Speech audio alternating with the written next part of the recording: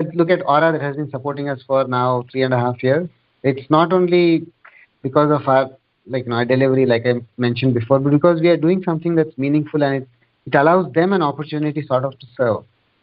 And many of the people who work in Aura have actually visited STEMland. They've actually spent time here. I mean, the CEO actually spent a week here with his kids, interacting with the children. And so I think the goal of the business from the old sense, that changes, and it becomes something where you are supporting positive change in the world through technology. It's a means to creating a better world. So I think for me that would be the first shift in work. And I mean, in society and even in schools, there's a huge emphasis on competition and independence. And we are working on shifting this culture to a sort of collaborative learning space and interdependence. And we see these spaces of interdependence and collaboration as STEMland. We see the youth work with each other and volunteer at the schools. We see the children work with each other and support each other rather than compete with each other, which would just create a lot of pressure and stress. And the sense of failure, which can be replaced with fun and rigor and learning well in a space that is filled with energy that is of people who are all learning. So I think for me, a shift from the idea of competition and independence to interdependence is, I think, vital. And the third for me is how education has sort of become a commodity, and high quality education is only available for a privileged few. And we would like a sort of shift in which high quality education is available for all, and including rural and including socially deprived communities. And I think it requires a fundamental shift in the attitude of scarcity to an attitude of abundance that you had spoken about a little while back, where when we look at providing opportunities for growth, then the means make themselves available as it's needed. And I think that for me is also vital, to move away from scarcity, an attitude of scarcity, to an attitude of abundance. Yeah. Great, Sanjeev.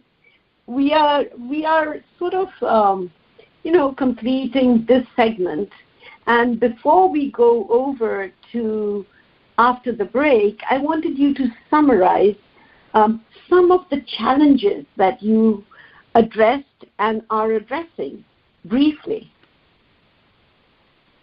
I think the first challenge is to have a really technically competent group, that's extremely effective and efficacious. I mean, given that we volunteer at the schools, the time that we have requires us to be really present and deliver. And this requires us to constantly invest in ourselves, to keep learning technically, find new ways of being effective, focus on automation, have sessions where we share our best practices and learn things together, and also invest in ourselves to grow, to be effective in our communication, reducing the back and forth that generally happens in order to understand what is the needs and decide who's going to do what, and build trust in our ability to deliver as a group, not just as individuals, but as a group.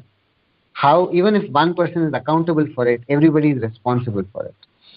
And in our team, we expect people to hold their integrity and focus on results rather than constantly have meetings on reasons for why we did not succeed, if that happens.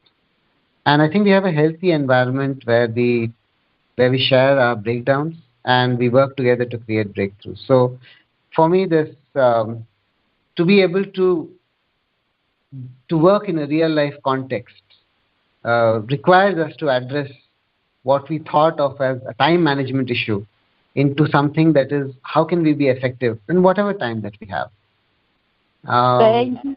Thank you, Sanjeev. We will break now, and we will come back after the break. So thank you to all of you for listening to this valuable experience that Sanjeev has created. Thank you, Sanjeev. Are you a game changer? Do you care about creating a vibrant future for humanity planet? If you care, you'll choose to engage in strategic action in order to transform the realities of today for generating a thriving planet. Find out how you can do this. Read the award-winning book Radical Transformational Leadership by Dr. Monica Sharma. This book is a systemic exploration of how to work with and transform the interlocking circumstances contributing to the complex problems we're facing. There's a chance of achieving a world that manifests peace, equity, and well-being for everyone. And this work offers the readers the creative ways and means of contributing to such a world-changing agenda.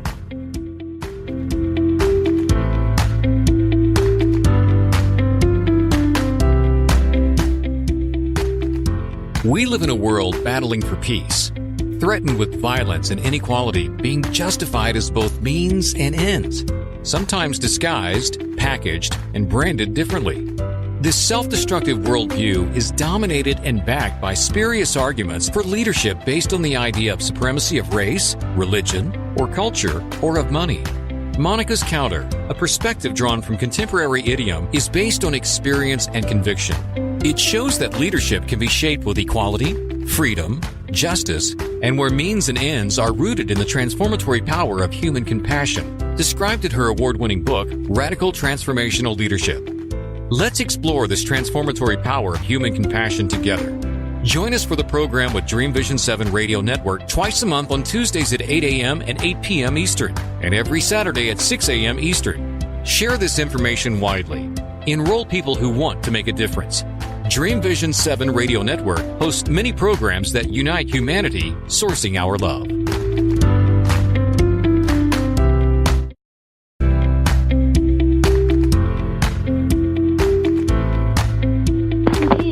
Welcome back, and it's wonderful to be back with you listeners again. I know that you've shifted the way you work, are working, did work. What are some things that you could share that to inspire others? I think for me, it's how we run a business differently, sourced from our inner wisdom, how we shift patterns rather than just looking at a bottom line. And that as technologists, we can balance working on societal needs along with serving and sustaining ourselves. That would be the first thing. Yeah, absolutely. And for me, even in technology, actually, the gender plays a fairly big role. And if I looked at our own organization, it reflected a bit what we see in schools or how girls are told not to take up STEM in society. That we needed to be sensitive about it, and we actually needed to work differently in order to have people be part of our group for some time, and then they were able to join us. So I think it requires an active effort from us to integrate and make it more gender balanced.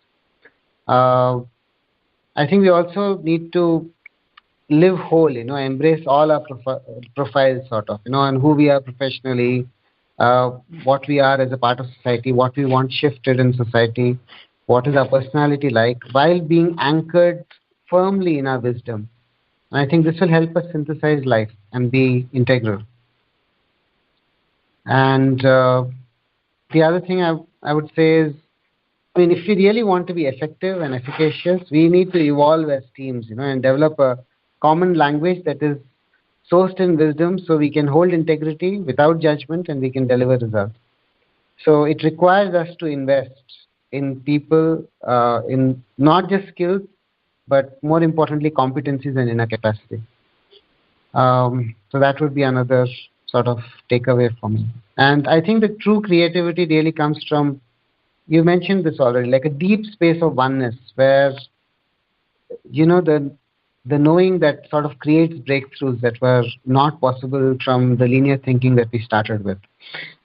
We think creativity comes from is it like a mental function, right? But it's basically more about the heart. And when we really want something and we want to make it possible, I think then the brain kicks in, and I guess you could say the whole universe conspires to make it happen. So, yeah, I think the only other thing I can think of is all this can also be done by children. And they can be part of our growth and as well as theirs.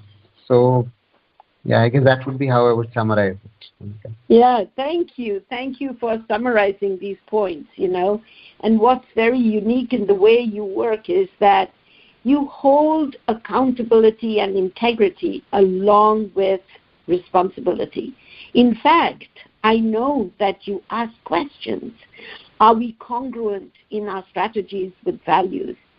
Do we create change in the way we wish? Do we speak up and speak out? Do we actually deliver on what we say? So to me, integrity as a way of design, integrity as a way of implementation has been a valuable anchor and is a valuable anchor for capacity development to transform reality.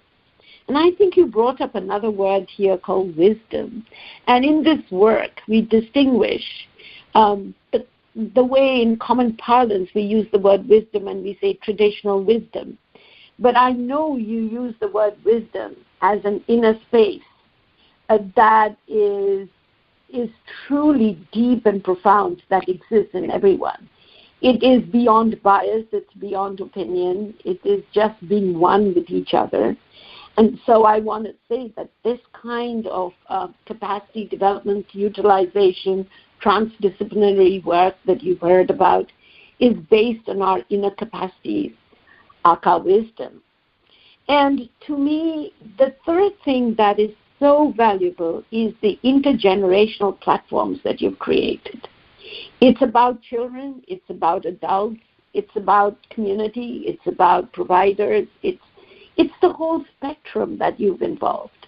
And I think that's what transforms societal conversations, the narratives that we have, the norms that we use. Thank you so much, Sanjeev. And thank you. You're welcome, Anita. Yeah, thank you. We invite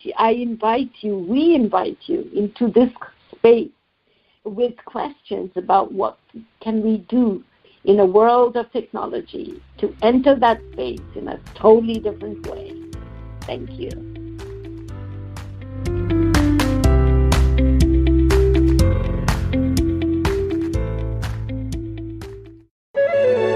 This is Dream Vision 7 Radio Network, uniting mankind with universal love.